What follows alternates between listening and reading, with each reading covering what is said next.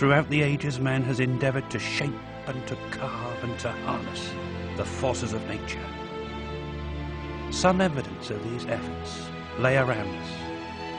A fine example of this stands close to this very spot, having withstood the ravages of time and forming almost a part of the very mountain itself. Standing in its solitary splendour is Dolbaden Castle. Dolbaden was built by order of Llywelyn the Great. Llywelyn the Great, Prince of Wales, way back in the 13th century. Its key strategic position at Llyn Padan gave the garrison the unique advantage of blocking any advances to this sector of the country.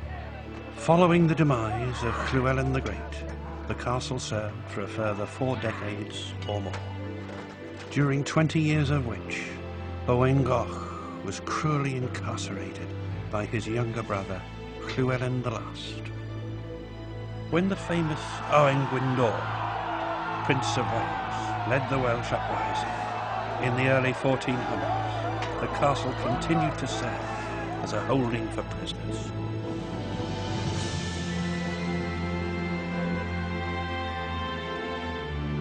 It was nigh on 400 long years before new industries began to rapidly develop in the form of the now famous slate quarries back in the early years of the Industrial Revolution.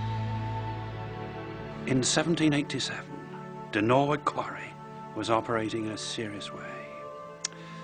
De Norwich Quarry was one of the largest slate quarries in the world, along with Penrhyn Quarry. In the mid-19th century, De Norwich was a vast and profitable business. At its peak, the quarry employed over 3,000 men. The Penrhyn Quarry was owned by Richard Pennant. He opened that quarry back in the 1780s. Pennant set the pace for slate quarrying in North Wales. The De Norwich quarrymen came from all over Carnarvonshire and Anglesey, but the majority came from the surrounding villages such as Dainleon, Llanberis and Llanrug. The De Norwich quarry was opened by Thomas Ashton Smith Sr. He inherited the vinyl estate in the 1690s. In the late 1700s, he leased the quarry to 2 men for 21 years. Smith realised that the quarry was becoming a viable concern and took the business over. When Thomas Ashton Smith died, he left the estate to his son, who was also called Thomas. The vinyl estate, at the peak of the slate industry, amounted to 38,000 acres of Snowdonia. In the 1800s, he sold his Cheshire inheritance for £20,000 and began improvements at the Vinyl Hall.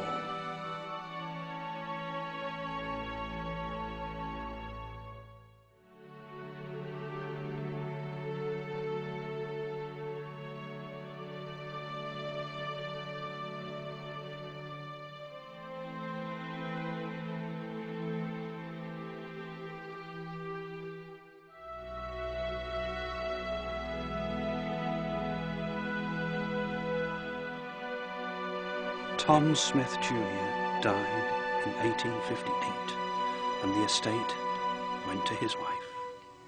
She then left it in trust to her husband's great nephew, George Duff. The Duffs legally adopted the name Ashton Smith in order to inherit the estate. George and his brother Charles, who succeeded him, had great interests in animals. Charles was interested in racehorses, and 3 of his horses won the Grand National. Sir Charles died in 1914. Sir Michael Duff, Charles's grandson, kept the estate running. In 1984, the park went up for auction. The Norwid quarrymen worked the quarry with gunpowder, crowbar, chisel, hammer and sheer skill. The men blasted and coaxed the slate from the mountain.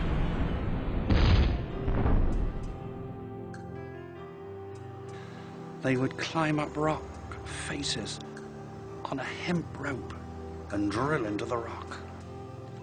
They would then fill the hole with black powder, which was the explosive. The quarrymen would then place a fuse in the powder and light it.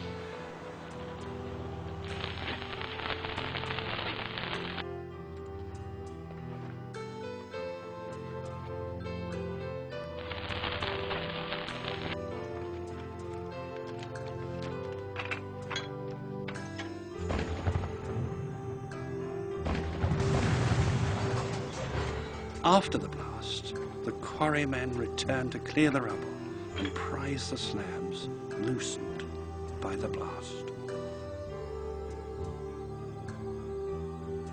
Ar yr inches bach o'n i gweithio chwarae. Pan dechreuais I, o'n i'n eitha stocar yn gwylod y gwaith ar GRM. GRM, honnodd o fwyaf o'n oedd efo chi cario'r cerrig o hafod dwan y chwarae I Gilfach Ddu. Oedd yn had y gweithio Gilfach Ddu, oedd o'n flodio nhw'n i'r ceir mewn ffordd o'na. Geir mawr, 4 wagan ar bob car de, mynd lawr I Felin Heli. Wel, ni'n gweithio fes I gweithio top o chwarael Creinia fi de, ar o dod o'r armi de, top o chwarael dreifio fanna de. Oedden ni'n cario'r stwff, yr sledidian o'n alwdau cerrig I lawr I gater inclines yma de, di gwllwn lawr yr inclines de, I boncis a braich. Fanodd un o'r setiau mwyaf de, gweithio'r cerrig. Llond y lleol wch de. Doedd nhw'n llifio'r cerrig I gwahanol seisis a falle de. Be o'n nhw'n alw sledidiawn, oedd I lawr i'r shed, wedyn nhw'r hogia rhoi nhw ar y byrddau llifio. Wedyn nhw'n beth yn llifio nhw fanno, wedyn nhw'n alwch llond y llew. Wedyn nhw'n troi mewn dŵr ond oedd digon da de.